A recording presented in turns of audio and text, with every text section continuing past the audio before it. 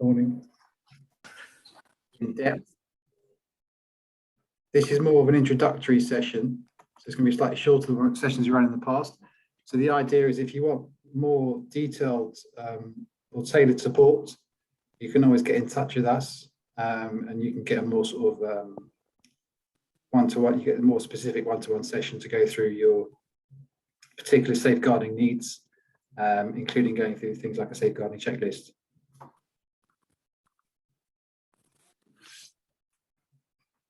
So safeguarding, so basically it's a term used in the UK to denote measures to protect the health, well-being and human rights of individuals.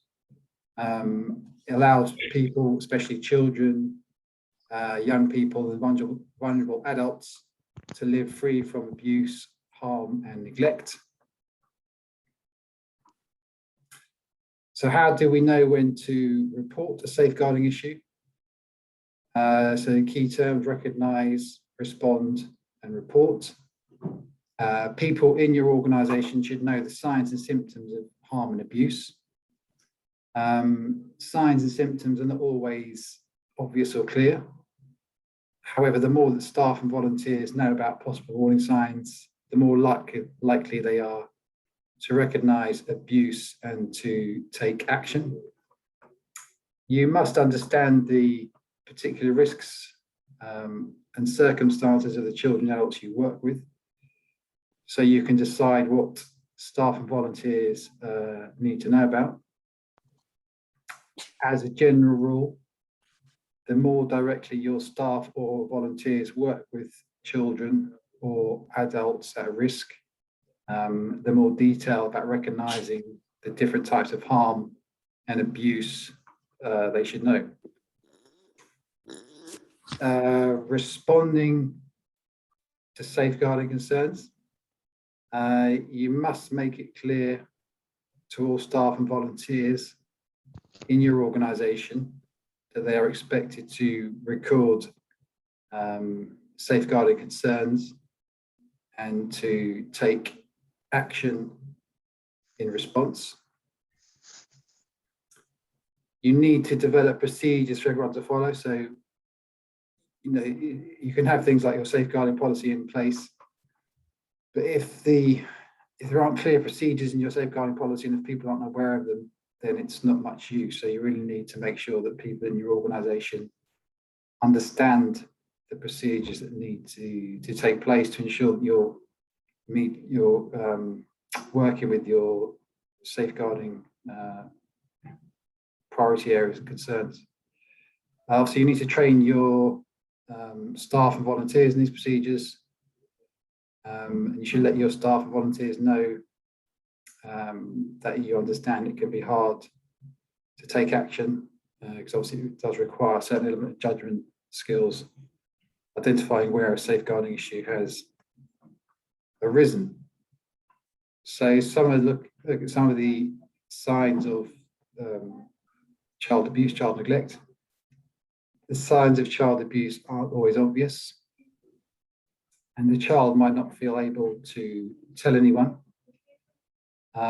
Some common signs that there may be something concerning happening in a child's life include things like unexplained changes in behaviour or personality, the child becoming withdrawn, seeming anxious, becoming uncharacteristically aggressive, lacking social skills and with few friends, poor bond or relationships with a parent,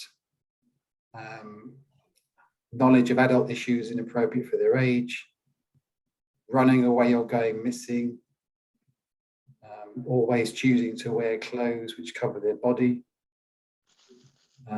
Sometimes children don't even realise that what's happening to them is abuse. We're doing quite a lot of interesting work in Hounslow with the new Hounslow Council Adolescent Service, and they're emphasising the importance of something called contextual safeguarding. So issues that concern with young people and children outside the home. So I think traditionally in the past, a lot of safeguarding was concerned about what's happening in the home, but now they're realising that there are issues in terms of particularly things like criminal gangs using children because obviously if children and young people get arrested, they're not susceptible to the same kind of prison sentences as adults. So, and obviously things like online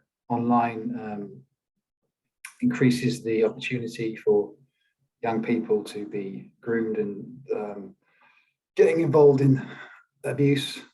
So it's particularly important for groups that work with young people to report these concerns if young people are going missing or they are behaving in ways which raise suspicions.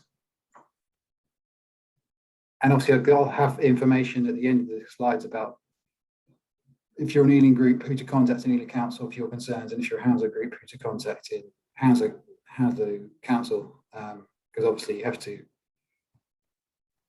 in the voluntary sector, work closely with the responsible areas of the council to identify these issues. So we've got an exercise.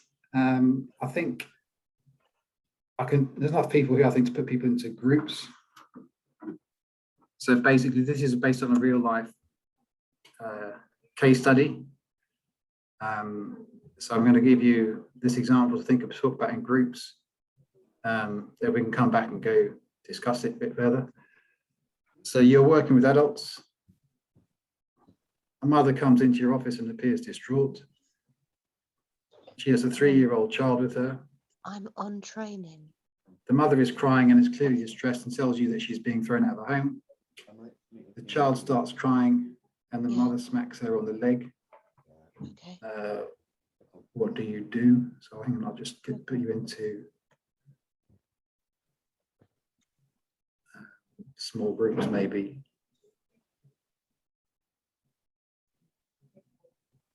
Pairs, hang a minute. And I'll give you 5 minutes to